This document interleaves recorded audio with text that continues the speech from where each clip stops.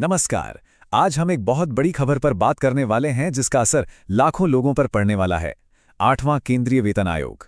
जी हां, सरकार ने इसे हरी झंडी दे दी है। तो चलिए फटाफट समझते हैं कि ये आखिर है क्या और इसके मायने क्या हैं। और हाँ, हम जो भी जानकारी यहाँ दे रहे हैं वो सीधे सरकार की ऑफिशियल अनाउंसमेंट पर आधारित है, जैसा कि स्क्रीन पर दिख रहा है। तो मतलब कोई अटकलें नहीं, सिर्फ सीधे सीधे तथ्य। तो ये है आज की सबसे बड़ी खबर। एक नए कमीशन के गठन को मंजूरी मिल गई है और इसका सीधा सीधा मतलब ये है कि लाखों सरकारी कर्मचारियों और हाँ, पेंशनर्स की सैलरी और अलाउंस में एक बड़ा बदलाव देखने को मिल सकता है। ये वाकई एक बहुत बड़ा फैसला है। अब आगे बढ़ने से पहले ये समझना जरूरी है कि ये वेतन आयोग होता क्या है, खास तौर पर उनके लिए जो इस शब्द को शायद पहली बार सुन रहे हैं। तो देखिए, आसान शब्दों में कहें तो ये सरकार का बनाया हुआ एक एक्सपर्ट पैनल है। इसका काम है पूरे सैलरी स्ट्रक्चर को रिव्यू करना और ये सिफारिश करना कि भाई अब इसे कैसे बेहतर या अपडेट किया जाना चाहिए। और याद रहे, ये कोई परमानेंट कमेटी नहीं होती, बल्कि कुछ सालों के गैप पर ही इसे बनाया जाता है। और इसका सबसे बड़ा मकसद क्या है? मकसद बस इतना है कि सरकारी कर्मचारियों की सैलरी और दूसरे फायदे समय के साथ, मतलब बढ़ती महंगाई और इकोनॉमी के हिसाब से फेयर बने रहें। और एक और जरूरी बात, ये कोई हर साल होने वाला छोटा मोटा रिव्यू नहीं है। आमतौर पर यह हर 10 साल में होने वाला एक बड़ा बदलाव होता है।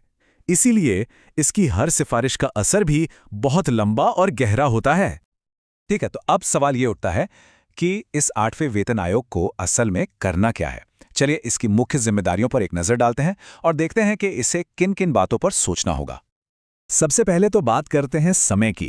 इस कमीशन को अपनी सारी सिफारिशें तैयार करने के लिए पूरे 18 महीने का वक्त दिया गया है। देखा जाए तो इतने बड़े काम के लिए ये टाइम फ्रेम काफी टाइट है।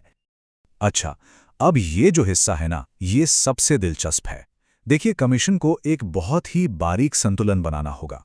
मतलब ऐसा नहीं है कि सिर्फ सैलरी बढ़ाने पर ही सोचना है। नहीं, उन्हें देश की आर्थिक हालत कैसी है, डेवलपमेंट के कामों के लिए पैसा कहां से आएगा, और तो और इसका असर राज्य सरकारों पर क्या पड़ेगा, इन सब बातों को तौलना होगा। सच कहूं तो ये बहुत ही मुश्किल काम होने वाला है। तो वो बड़ा सवाल, ये सब लागू कब होगा, ये बात तो सबके मन में होगी ही। चलिए अब इसके टाइमलाइन पर भी एक नजर डाल ही लेते हैं। ये स्लाइड पूरी कहानी को एकदम साफ कर देती है। जनवरी 2025 में घोषणा हुई, अक्टूबर में मंजूरी मिली और अब कमीशन के पास है 18 महीने। लेकिन सबसे अहम तारीख वो है 1 जनवरी 2026, जब से इन सिफारिशों के लागू होने की पूरी उम्मीद है। तो याद रखने वाली बात यह है कि जब भी फाइनल रिपोर्ट आएगी, जो भी बदलाव होंगे वो 1 जनवरी 2026 से ही लागू माने जाएंगे। ये डेट लाखों कर्मचारियों और पेंशनर्स के लिए बहुत बहुत जरूरी है। तो अंत में सबसे बड़ा सवाल यही है कि ये आयोग कर्मचारियों की उम्मीदों और देश की आर्थिक हकीकत के बीच वो सही संतुलन कैसे बनाएगा। अगले 18 महीने इसी बड़ी चुनौती के नाम होंगे। इस जानकारी से जुड़ने के लिए शुक्रिया।